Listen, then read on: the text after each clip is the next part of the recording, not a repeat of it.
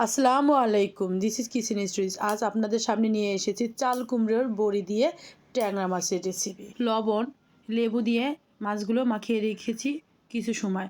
তারপরে আমি ভালো করে ধুয়ে নিয়ে এসেছি। মাছের পেটে ডিম থাকা অবস্থায় মাছগুলো কত বড় দেখাচ্ছিল, এখন মাছগুলো কত ছোট দেখাচ্ছে।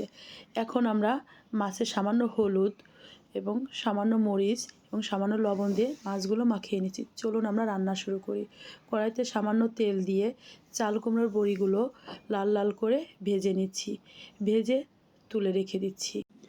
এরপর মাছটা কড়া করে লাল লাল করে ভেজে নিব, কারণ ট্যাংরা মাছে অনেক সময় স্মেল থাকে, এই স্মেলটা অনেকেরই পছন্দ হয় না, তার জন্য লাল করে ভেজে নেব। এরপর কড়াইতে তেল দিয়ে আলুটাও ভেজে নিচ্ছি, সামান্য হলুদ লবণ দিয়ে ভেজে তুলে রেখে দিচ্ছি।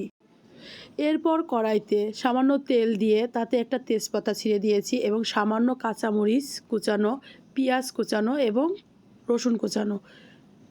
ভাজা হয়ে গেলে পেঁয়াজ বাটা, সামান্য হলুদ দিয়ে দিয়েছি তেল ছিটে তার জন্য, তারপরে আদা রসুন বাটা দিয়ে ভালো করে ভেজে সামান্য পানি দিয়ে এবং গুঁড়ো মশলাগুলো দিয়ে দিব।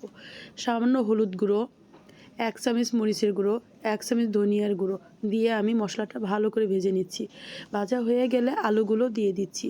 আলুগুলো দিয়ে ভালো করে ভেজে ঢেকে বারবার ঢেকে দিয়ে আমি সুন্দর করে কষিয়ে নিচ্ছি।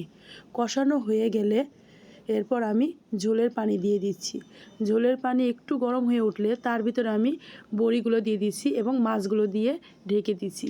এরপর আলু সিদ্ধ হয়ে গেলে, তরকারিটা হয়ে আসলে আমি জিরের গুঁড়ো দিয়ে দিয়েছি। আর দেখুন আমার তরকারিটা হয়ে গেছে। এখন আমি তরকারিটা আপনাদের বেড়ে দেখাচ্ছি কি সুন্দর হয়েছে আমাদের তরকারিটা। আপনাদের ভালো লাগলে লাইক এবং ফলো করুন এবং কমেন্ট করে জানাবেন আপনাদের কেমন লেগেছে। ধন্যবাদ।